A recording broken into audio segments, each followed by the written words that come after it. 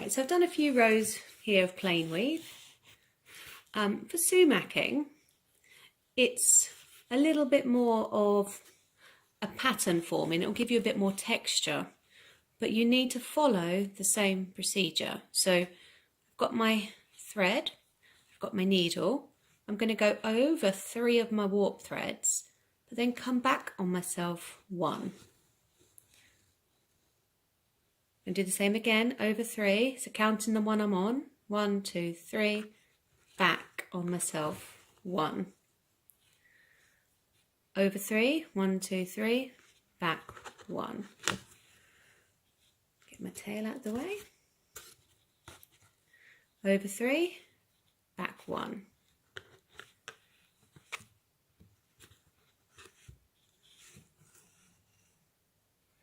And I finish over 3, back 1.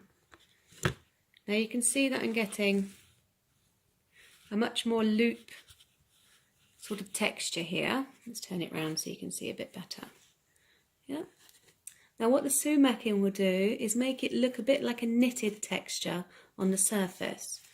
So I'm going to go back again. So this time I'm going over 3. So the one that I'm on, 1, 2, 3, and then back on myself 1. So I'm just switching hands so that it's easier to see. Going over 3, 1, 2, 3, back 1.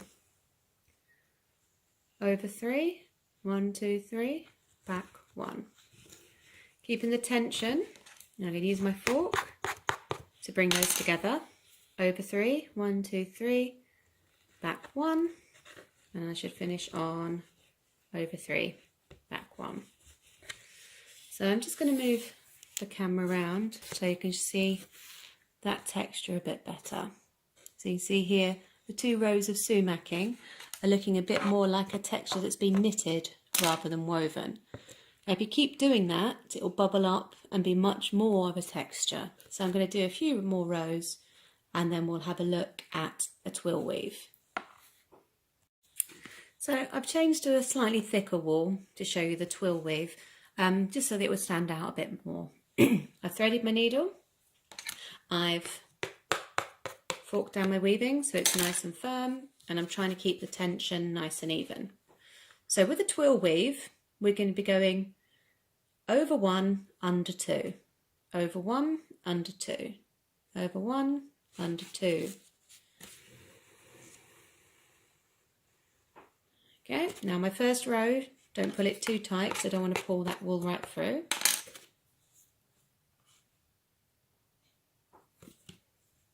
I'm going to come back the other way. Now, I've done over 1, under 2. So I finished on an under. So I'm going to start on an over 1, under 2. Over 1, under 2. Over 1, under 2. Over 1, under.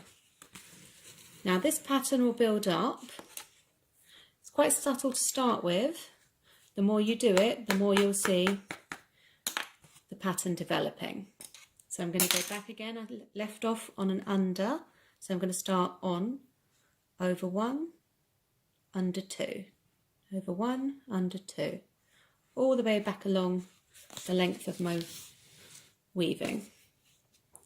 So if you do a few rows of that, use your fork and you should start to see a pattern developing. So I'm going to do a few more rows and then we're going to have a look at how to take your weaving off the loom when you're ready. Okay. So I doubled my wool up for those twills and you can see the pattern has developed much quicker. I've got these sort of diagonal rows, a bit like waves, so they're good for adding texture to your weave. Now I've left with quite a short bit here and it's still on my needle. You see I doubled up the thread. What you're going to do is pop it under here. Now I haven't really left enough to do this properly, so I'll show you a little shortcut. and I'm just going to pop it back through on itself and snip it while it's there so that I can then pull it through properly. You really should leave a little bit more, but if like me you find that you've just run out, do your little knot, leave your tails on the side, and we'll deal with all the tails at the end. There we go. Now I need to use my fork and push them down a bit. Now I'm going to show you how to do tufts, tassels and loops. So if you want to add some texture onto the surface that actually stands out, tassels are really good for that. So I'm going to show you in the first colour that I used before. So it's quite good to get about 8 to 10 centimetre length of wool. You're going to double it up, that makes a little loop. Okay, so I'm going to pick 1 or 2 of my threads to put it on. So I'm going to put it onto 2. I'm going to do it by hand without the needle, thread it around those 2, like that. Now it's a little bit fiddly here because I want to pull them through that loop there. So I want these 2 ends to come back through that loop. So if I get it, I can show you a little bit easier. There we go. So I want to pull them both through that loop so that they stand like that.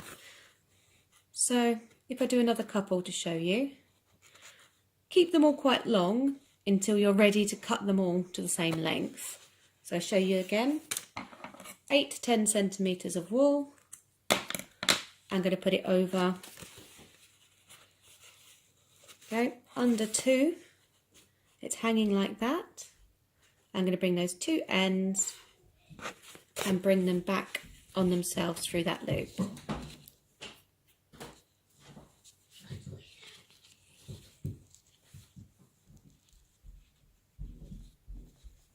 Okay, can be a bit fiddly, but there you go. Now I've got 2 tufts there, or 2 tassels. If you then carried on plain weave on the top, it would hold them down, and then you can trim them to your size, or you can do a few rows of them, different colours, and then trim them afterwards. Okay, so that's tassels.